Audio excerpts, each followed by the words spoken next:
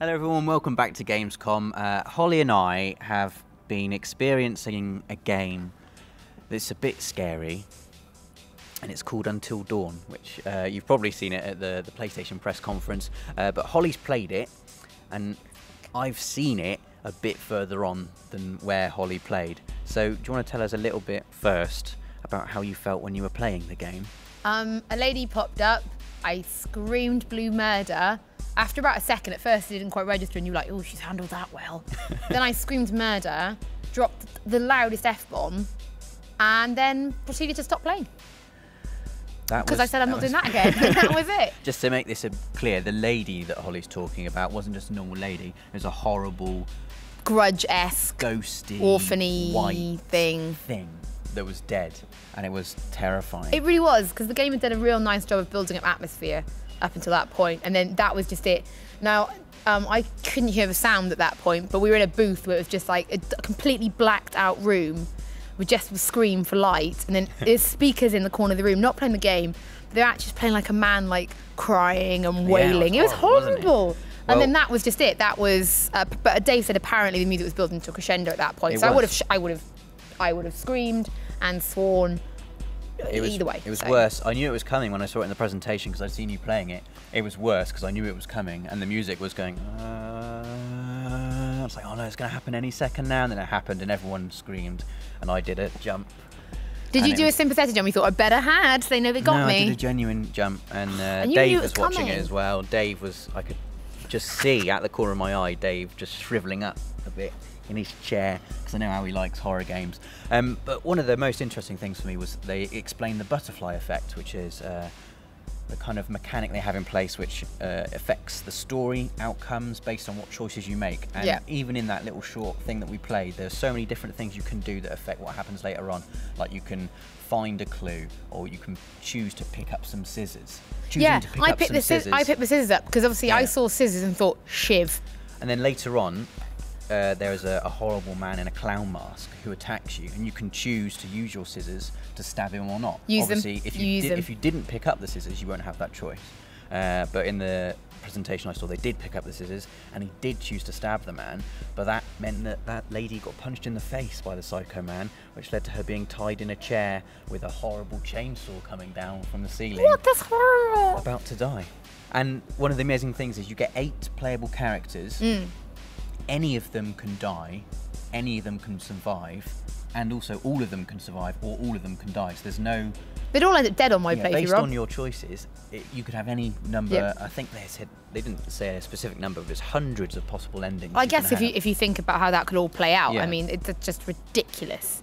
I mean, the other thing that's really cool is the voice talent that they've got in the game. Hayden Panettiere is in the game. Really? Yeah, she was the lady that's on the very front. The blonde. Yeah, the blonde lady. I think she plays Sam. On the menu screen, yeah, Samantha, and that was Hayden Panettiere. And there's a bunch of other quite high-profile actors in it as well. And their kind of facial animation is really strong. It is very good. Sucks you right in there, and it just really kind of heightens the emotion, I guess, if you care about these characters and you know that the decisions you make, if you do it wrong, they can die. See, what I like about that is that some games get the decision thing not right.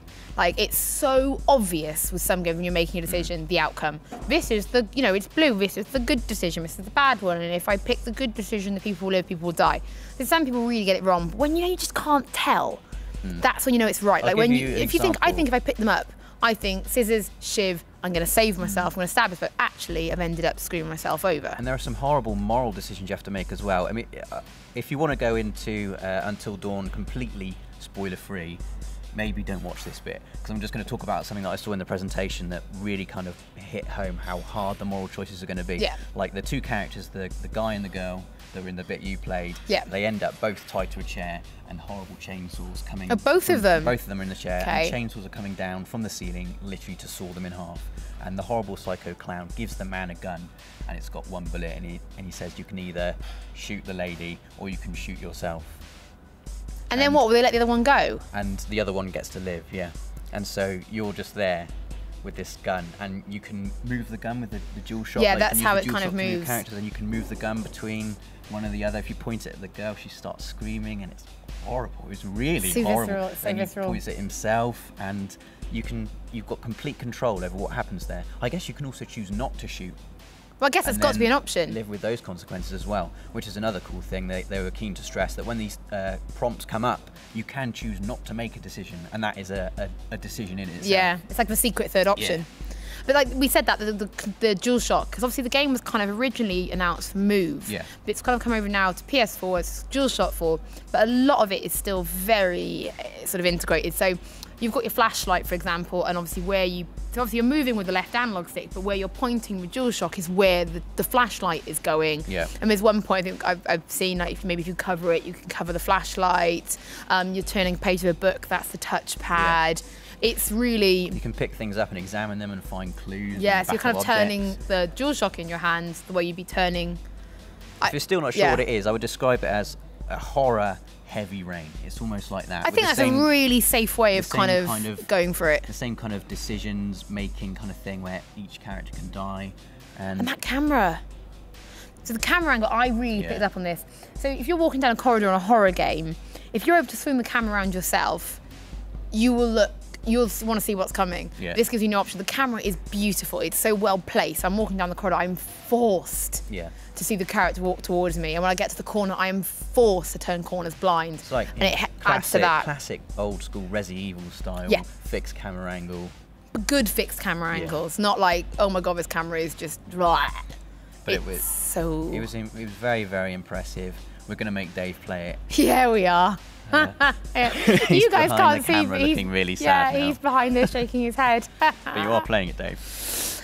Yeah, of course you are. Anyway. It was really impressive, actually. It's been quiet for so long, and it's come back, and the horror stuff has been picking up again. With Outlast, really brought back that proper scream, not just psychological, because just horrible. Outlast is horrible, but it really is a horrible game. You did very well with it though.